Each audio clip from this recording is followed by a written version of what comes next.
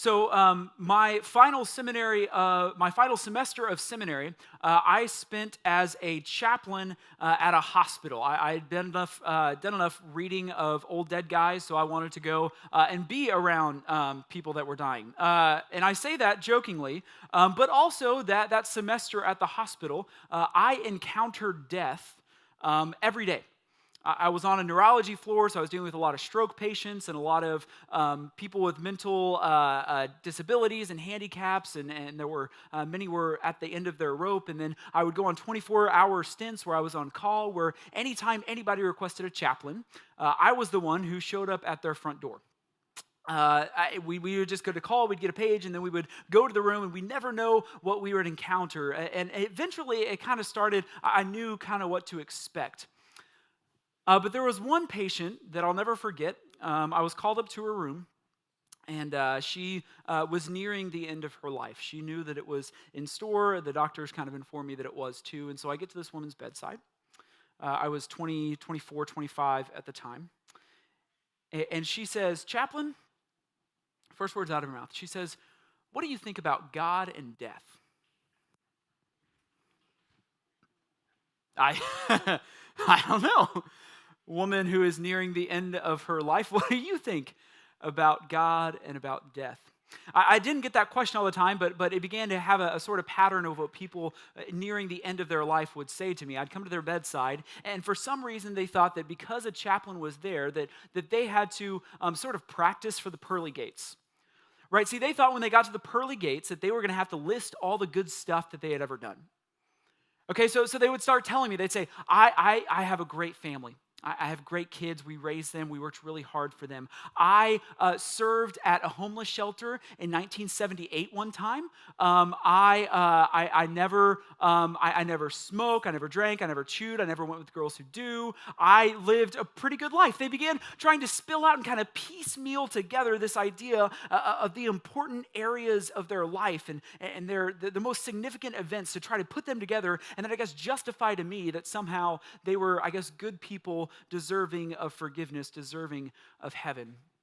And throughout that pattern, when it would happen, I very quickly realized two things.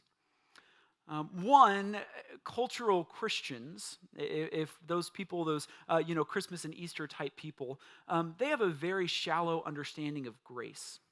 And maybe you're one of those people that you're Christmas and Easter, you're just hanging out. We are so glad that you're here. If you don't leave,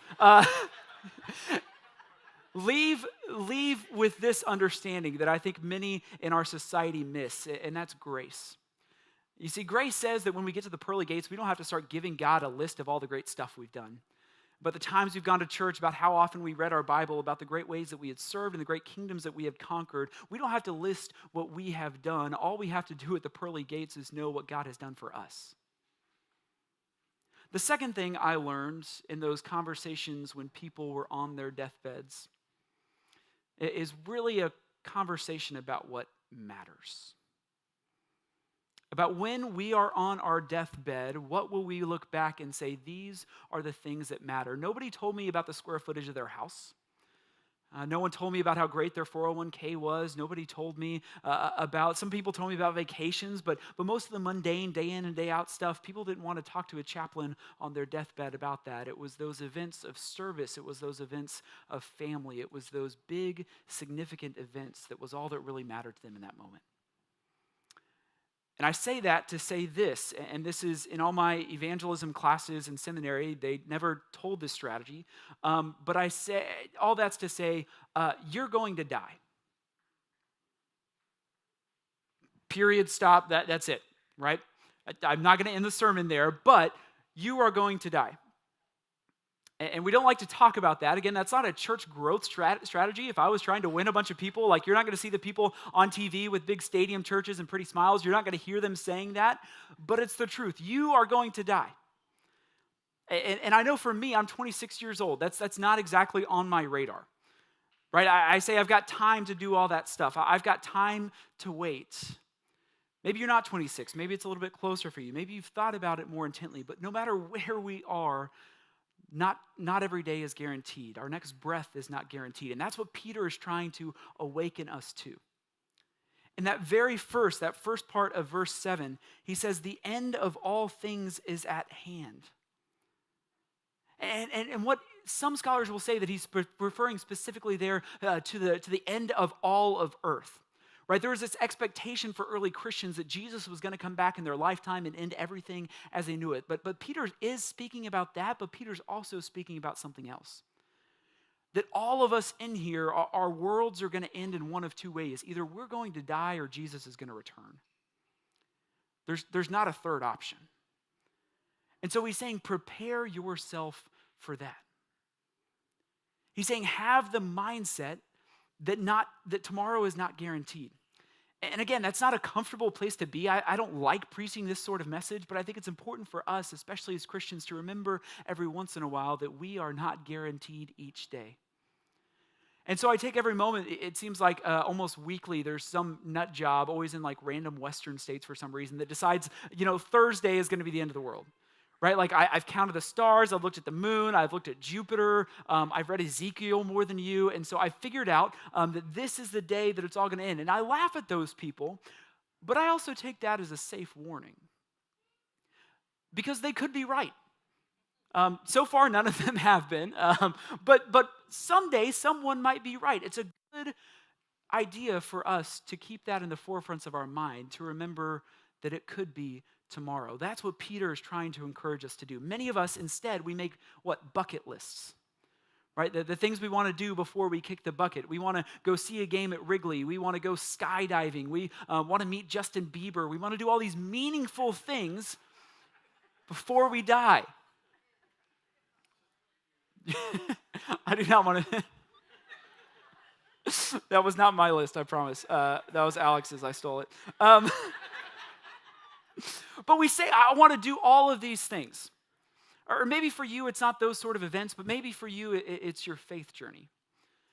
And being here at church on a Thursday night, I think shows that you're a special gold star kind of Christian. But for many Christians, many of your friends and family members, maybe even, that they say, well, I'm going to get serious about my faith later on. When we finally have kids, we'll start going to church. And then it becomes when the kids finally get out of the house, then we can have some quiet time alone with our scriptures, with our God. We put things off. I'll wait until this happens. But unfortunately, for many people, to break out of that pattern, to break out of that, I'll wait until, that sort of rut, something tragic has to happen. A crisis has to hit. We have to be on our deathbed. And I think what Peter is encouraging us to do is not wait for that crisis, not wait for that tragedy.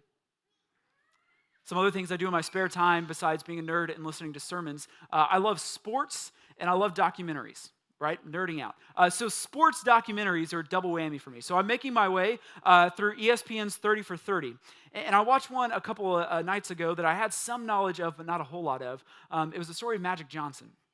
And Magic Johnson was just a little bit before my time, but the story, some of you may know it. He was a star basketball player out of Michigan State. He gets drafted number 1 overall, goes to play for the Los Angeles Lakers. He's in a big city under big lights in a big stadium with a big team. They go on to win multiple championships. He wins multiple MVPs. He has all the fame, all the fortune, all the notoriety, all the influence that he could ever want. And in one of his early interviews that they had on this documentary, they ask him about family. And they say, Magic, when are you going to settle down? When are you going to have a wife? When are you going to start a family? And he said, well, I'm spending all of my energy right now on basketball. All of my mental, all of my physical, all of my time is all around basketball. So I'm just going to wait until. And then many of you know what happened. Magic Johnson was diagnosed with the HIV virus. And just like that, his world came tumbling down. A crisis, a tragedy made him realize what really mattered. Instead of devoting all of his time and energy to basketball, he realized, I'm going to devote my time and energy to stopping HIV/AIDS, to spreading awareness, to doing everything I can for a cure. It took a tragedy for him to realize what he was missing out on, to make the first things first. But my hope and my prayer is that for each of us, it won't take that tragedy. It won't take that crisis. There's this amazing part of our brains, of our bodies, that God has hardwired in us to respond to crises. It's called stealth superpowers, right? And you've probably heard of these. It's this adrenaline fix that our body clicks into in moments of crisis. It's the kind of thing, if you you hear stories of mothers lifting cars off of their children, like that type of stuff. I remember I actually did have a moment of this stealth superpower to save something precious of mine. I was in 7th or 8th grade. I remember it very distinctly. I had just gotten a brand new Samsung flip phone, okay? These were the days like, yo, if you had a flip phone, you were cool. It was also the days where I was in 8th grade, so I was young to have a cell phone. I know where like you get an iPhone at preschool now, and that's how it works. And so I was young to have this phone, and I loved this phone. And so I remember Mom and I were on our way to Target. That's how fancy people say Target. And I'm texting whichever girl I thought was cute that week. And I was texting, and then I was talking to Mom, so I put my phone down in my lap. And we get to Target and we park, and I open the door, and I get out of the car, forgetting that my phone's on my lap. Anybody want to fess up to that before? Right? That's not just me. Thank you, Farah. I knew you. It was you. So I open the door, phone comes falling out, but I expect that to hear a pretty quick clack on the concrete, but no. You see, my mom had parked on one of those great big storm drains. So my nice little slim flip phone, Samsung, bright red, camera on both sides, falls through.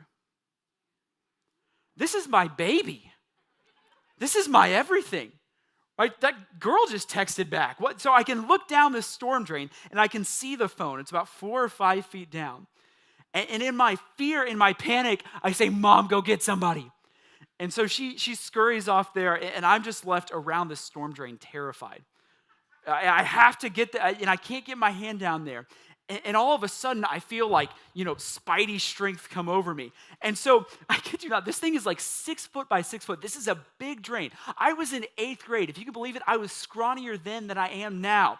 And I bend down, and with all of my might, I lift this dang thing up. Right, 6 foot, steel gray. I pick it up and I set it aside, and I get down there 4 or 5 feet in and rescue my phone. And a couple minutes later, my mom comes out with the Target manager and a couple of big burly guys to come out here and move the storage drain for me. And so they come out here, they said, how'd you do this? And I said, I don't know. And so it took 3 of us to lift the thing back on and put it back. But in that moment of crisis, in that moment of tragedy, in that moment that my world was completely falling apart because my cell phone was down there, I had a supernatural strength. I was able to use my body to its best abilities. I was able to do something that I never thought possible. It's a stealth superpower, and I think that's exactly what Peter is pointing to in the latter half of this passage. He says, in light of the fact that we are all passing away, in light of the fact that the end is approaching, in light of the fact that we are like on a timeline stumbling into the darkness, in light of all of that, he says this. He says, above all, keep loving one another earnestly. Show hospitality to one another without grumbling. Showing hospitality to people sometimes requires superpower strength to not grumble. Amen?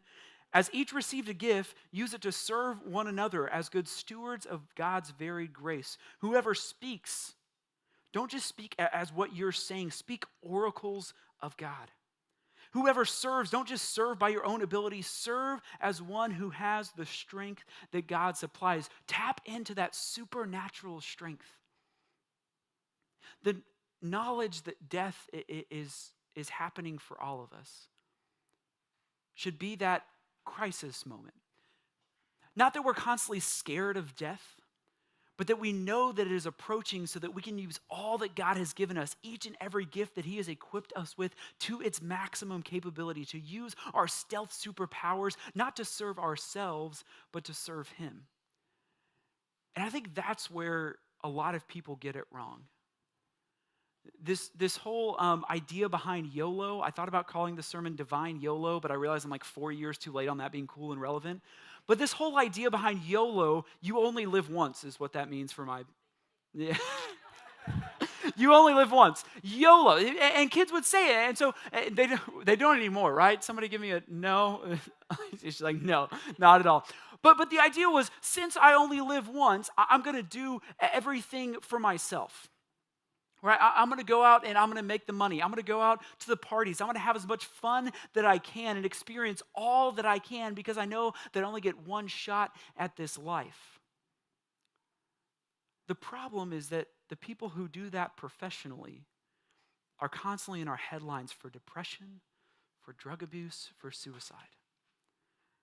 One of my favorite quotes from Jim Carrey, he says, "I wish that everyone could become rich and famous and do everything that they've ever dreamed of so that they can see it's not the answer."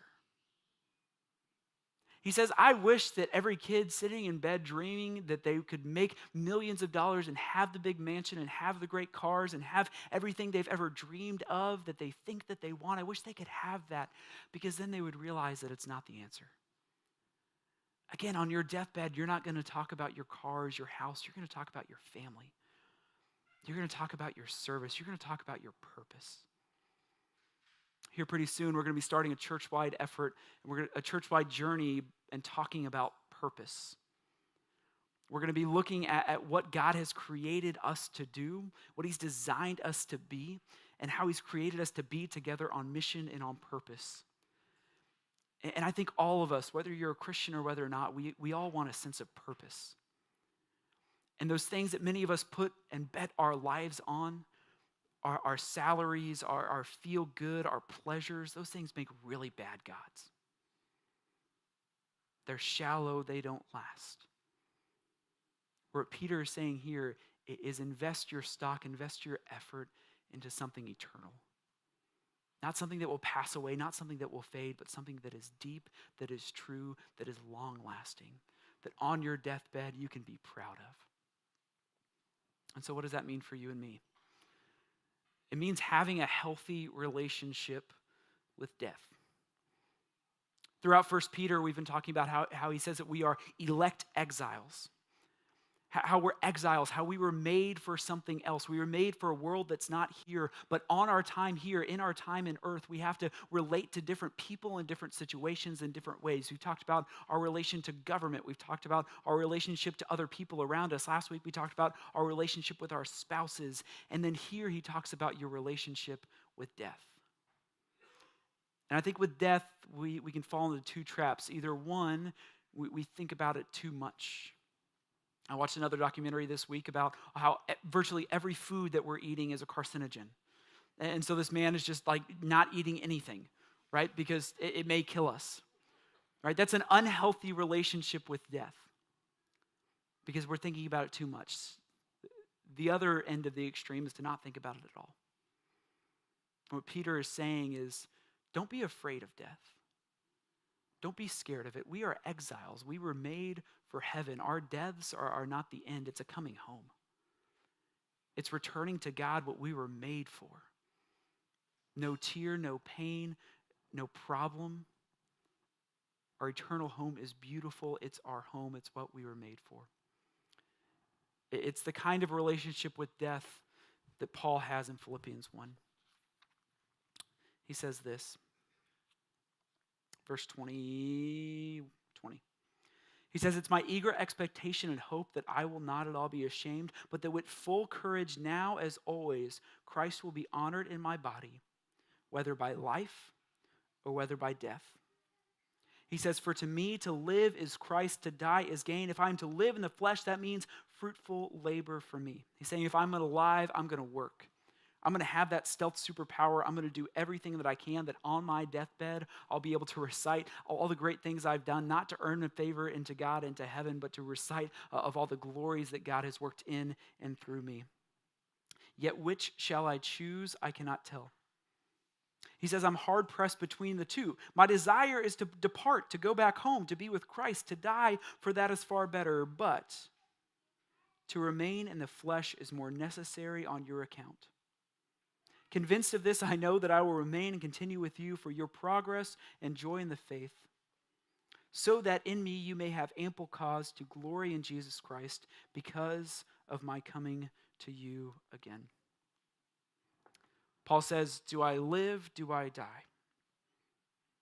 Do I live? Do I die? He says, either way, I'm blessed.